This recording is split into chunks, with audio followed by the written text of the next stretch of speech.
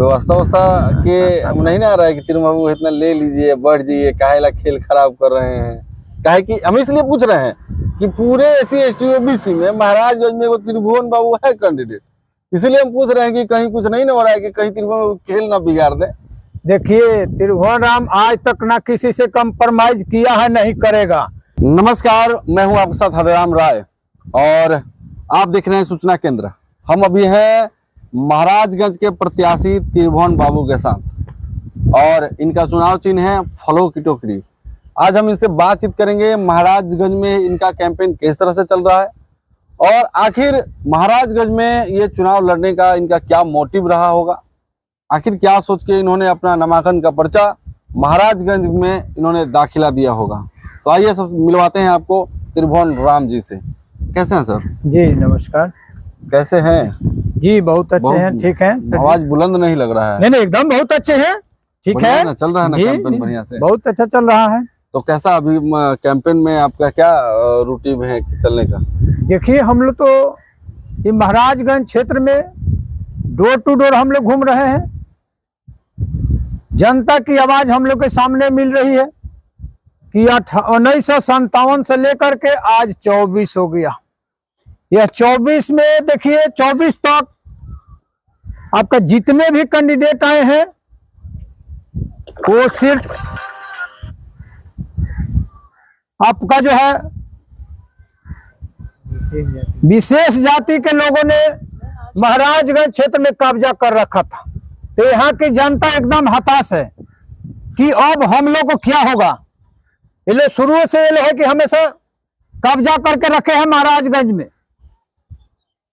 तो इस बार PPID की सरकार हम लोग को बनती है तो पूरे देश में जो है पूर्ण संविधान को हम लोग लागू करेंगे। अच्छा त्रिभुवन बाबू, महाराजगंज में 5 प्रत्याशी हैं। 5 प्रत्याशी में बड़े दिग्गज प्रत्याशी हैं आपको लेकर के। 10 सालों से जनार्दन सिंह सिग्रीवाल भाजपा के सांसद हैं। वही देखी जाए तो महागठबंधन से आपके आकाश सिंह कांग्रेस से अपना लेकर पर्चा भरे हुए हैं महाराजगंज से, और वहीं BSP भी भरी हुई है पर्चा, AIMIM भी भरी हुई है पर्चा। वहीं त्रिभुवन राम भी अपना पर्चा भरते हैं। वो बड़े दिग्गज हैं, कहा जाता है, कथित तौर पे कहा जाता है कि बड़े दिग्गज हैं। उन दिग्गजों से त्रिभुवन राम कैसे सामना करेंगे? देखिए, जहां तक सवाल है कि हम अभी आपको बता गए कि ये लोग का कब्जा जो है कि आज 80 वर्षों से ये लोग का कब्जा चल रहा है। तो यहाँ की जनता जो है इन लोगों से ऊब चुकी है। बैकवर्ड समाज जो है ऊब चुका है। SC/ST OBC अल्पसंख्यक लोग जो है कि हमारे मतदाता जो भी है ये लोग ऊब चुके हैं कि ये लोग जो है हमारा महाराजगंज क्षेत्र में ये लोग विकास के नाम जीरो है। यहाँ पर समस्या बेरोजगारी है, यहाँ पर समस्या आपका हेल्थ की समस्या है, मैंने स्वास्थ्य की समस्या यहाँ पर जो है कि बहुत दयनीय स्थिति पर चलती है।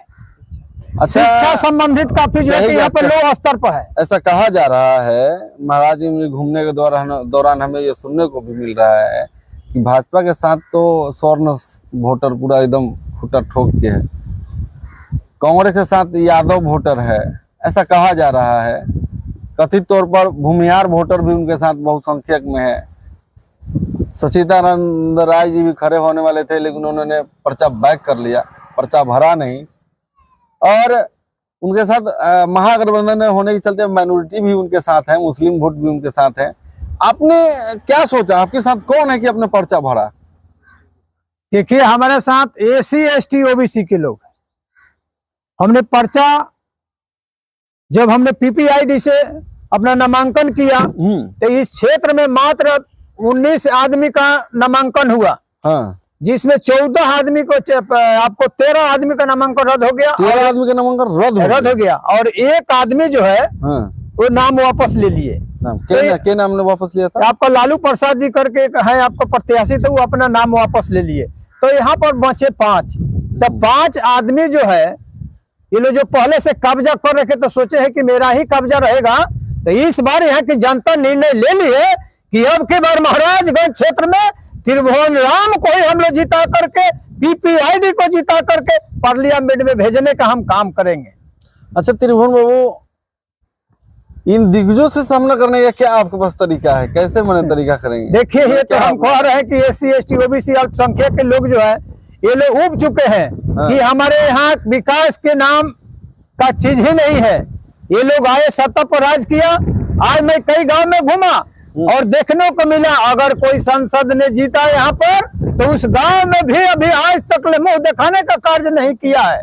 उस गांव में गया तक नहीं, और विकास जो है वहाँ हुआ ही नहीं। वहां जा करके देखिए है कि जनता जो है रो रही है। और जब मैं घर घर गया तो वहाँ की जनता जो है हमको कलेजा में बांध लिया कि अगर कोई है तो अरे बाबू आप इतना दिन से कहाँ थे। हमने कहा कि आज तक हम लोगों को कोई टिकटें नहीं दिया, यहाँ किसी एससी एसटी ओबीसी के लोगों को टिकट ही नहीं मिला कि आप मैदान में उतरे। आज तो सौभाग्य की बात है कि मैं आप सबों को आशीर्वाद से और जनता की आशीर्वाद से हम इस क्षेत्र में उतरे हुए हैं। अब हमको बुलाया गया, अब की बार Tribhuvan People's Party of India Democratic से हम प्रत्याशी हैं। तो अगर हमारे जनता यहाँ का जिता करके भेजती है तो मैं पार्लियामेंट में जाएंगे, जनता की आवाज उठाएंगे। घर की जो है समस्या जनता कह रही है कि आप आएंगे तो हम लोगों को रोजगार मिलेगा, बेरोजगारी दूर होगी। तो आप जैसे त्रिभुवन राम जैसे जो है कि हमारा प्रत्याशी होंगे, हम लोग आप लोग को जीत कर भेजते हैं तो हम लोग की समस्या सुनेंगे, आवाज उठाएंगे। अच्छा त्रिभुवन बाबू को कहीं धमकी उमकी नहीं आ रहा है फोन पर? देखिए हम लोग को तो धमकिया तो लोगों को देता है कि ऐसा नहीं ना हो रहा है कि त्रिभुवन कैसे खड़ा हो गया? तो बहुत बताता है कि त्रिभुवन में है, तुम तो आता है, लेकिन त्रिभुवन में एक लीडर है।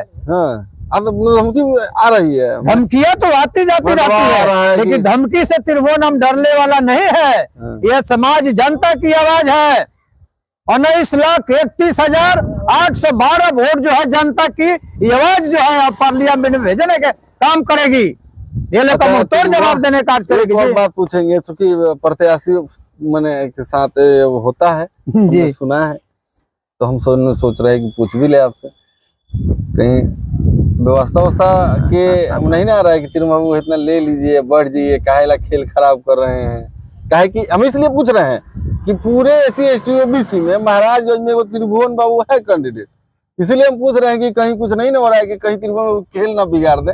देखिए त्रिभुवन राम आज तक ना किसी से कंप्रोमाइज किया है, नहीं करेगा।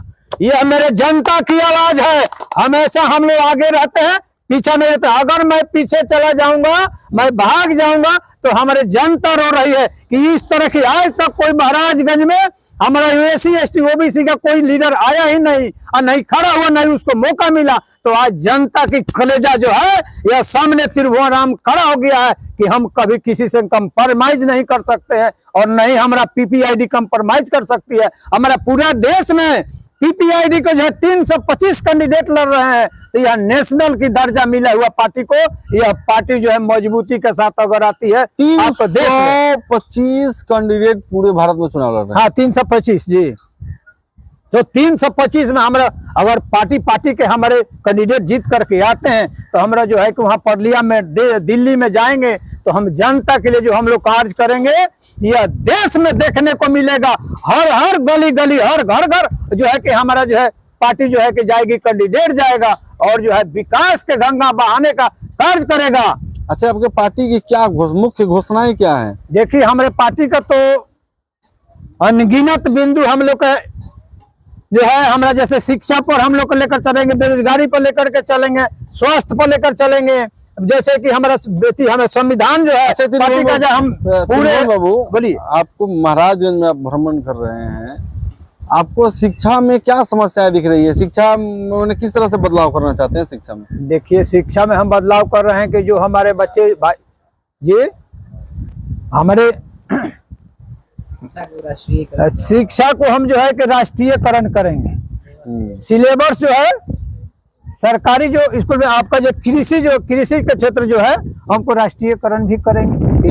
कृषि के लिए भी आपकी सरकार कार्य करेगी। भी सरकार आएगी तो किसान आंदोलन करते रहेंगे? देखिए नहीं, किसान आंदोलन करेंगे। जब उनके किसान आंदोलन को हक मिलेगा, राष्ट्रीयकरण करेंगे तो ये सवाल ही नहीं होगा कि हमारा जो है कि किसान जो है आंदोलन करेंगे। अच्छा त्रिभुवन बाबू, 5 कैंडिडेट में एक वो अकेला त्रिभुवन राम संविधान लेके काहे घूम रहा है भाई? यह संविधान लेकर के इसलिए क्या लगता है घूम रहा संविधान लागू नहीं है? संविधान लागू है, लेकिन संविधान जो है कि 5% ही आज तक लागू किया गया। कांग्रेस ने राज किया, हाँ।